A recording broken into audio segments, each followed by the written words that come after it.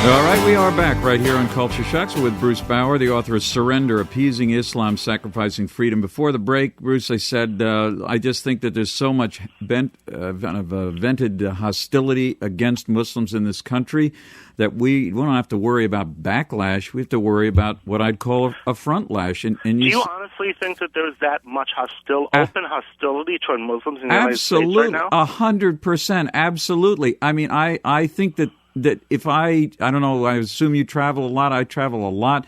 I think people do not even sit next to a person who appears to be in dress that might be the equivalent of Islamic dress. They don't even sit. They're afraid they're carrying a bomb. I just spent a few weeks in the United States, and I spent some of it with my family in New York, and some of it with my sister and her daughter, who is in elementary school.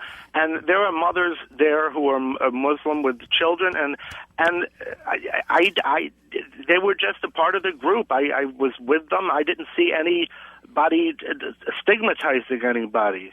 And this is not in a fashionably left-wing part of New York. This is in remotest conservative Queens. Yeah, but aren't these? But they're people that are their friends. There's the kind of hostility toward Muslims that people are talking about.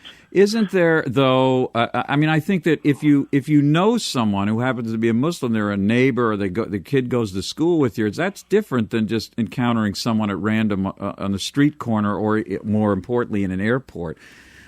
You talk a lot in the book, and we've had people on. I'm not worried about having people who have stronger disagreements even than I have with you on the show, who say, look, the Quran is a book that is anti-feminist. It always will be. You can't fix it. You can't correct it. It's hostile. It's warlike. And you do some of the same thing here. You really do believe that the Quran is an instruction, if not a direct instruction manual. It certainly affirms the idea of holy war against non-believers. Yes, right? It does. But don't you just cherry pick in the same way that a person would cherry pick the Bible and say, well, Jesus said, I have come not to bring peace, but the sword. The difference between the Bible and the Quran is that there are at least elements of Christianity that underwent something called the Enlightenment and decided, and the modernist movement, and decided that the Bible was not to be taken literally. The Old Testament, the Levitican prohibitions on all kinds of ridiculous things were not to be taken literally.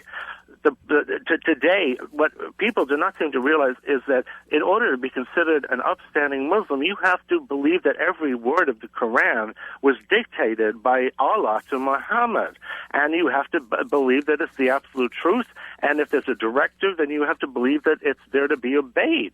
I'm not saying all Muslims are going to obey those things. No. I think a lot of Muslims are very uncomfortable with this stuff. How about most Muslims? I think that they quietly distance themselves from it. They don't want to make trouble for themselves and their families. They don't get on a podium and announce that they're not Muslims anymore. But I do think that they realize what's there's stuff there that's very, very horrible that they're supposed to subscribe to, and they don't. No, but, the Muslims that I'm closest to here in Norway are gay Muslims. The first openly gay Muslim, the first openly lesbian Muslim. These are people who just came out of the closet in this country. The very first openly gay Muslims in this country just came out in the last couple of years because they're so scared of the communities.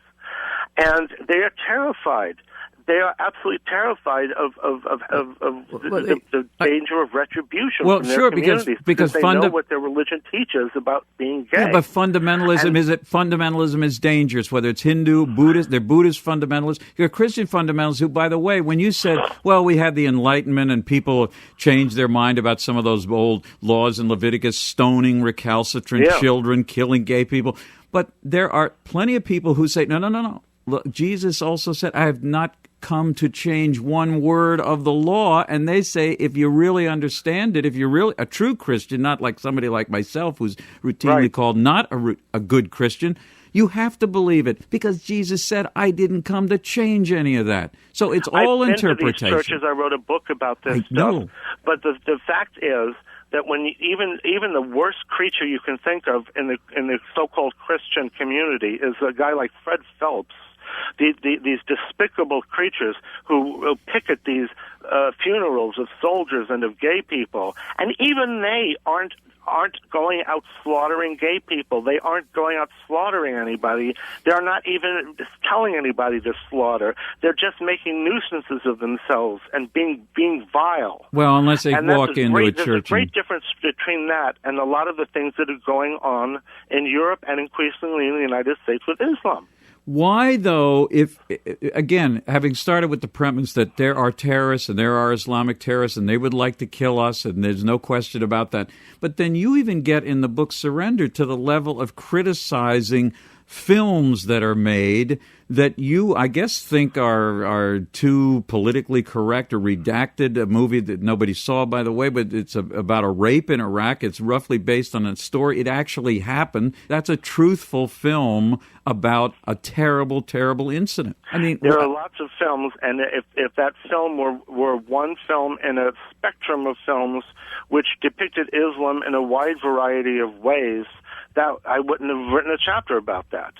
But Hollywood has so far, with maybe one or two exceptions that I may not be aware of, made films that are exclusively whitewashing Islam. But they're mainly films criticizing American foreign policy in places like Iraq. Isn't that a separate issue?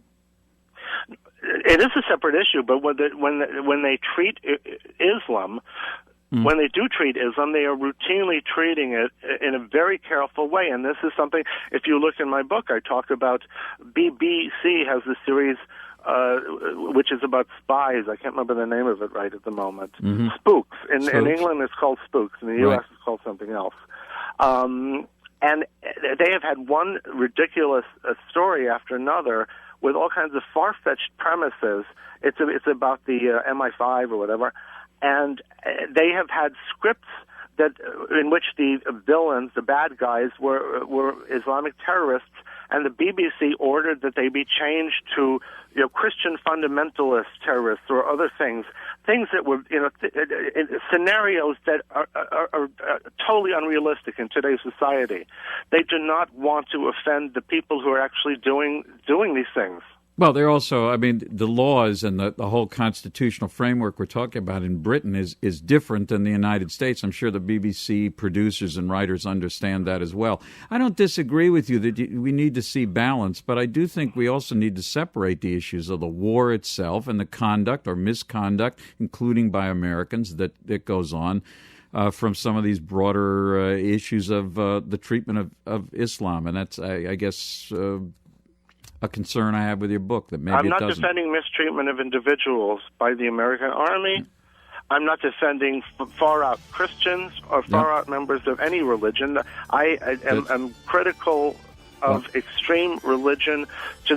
Okay. I'm afraid we've run out of time, Bruce Bawer, but I thank you very much for being with us. Surrender is the name of the book, Appeasing Islam, Sacrificing Freedom.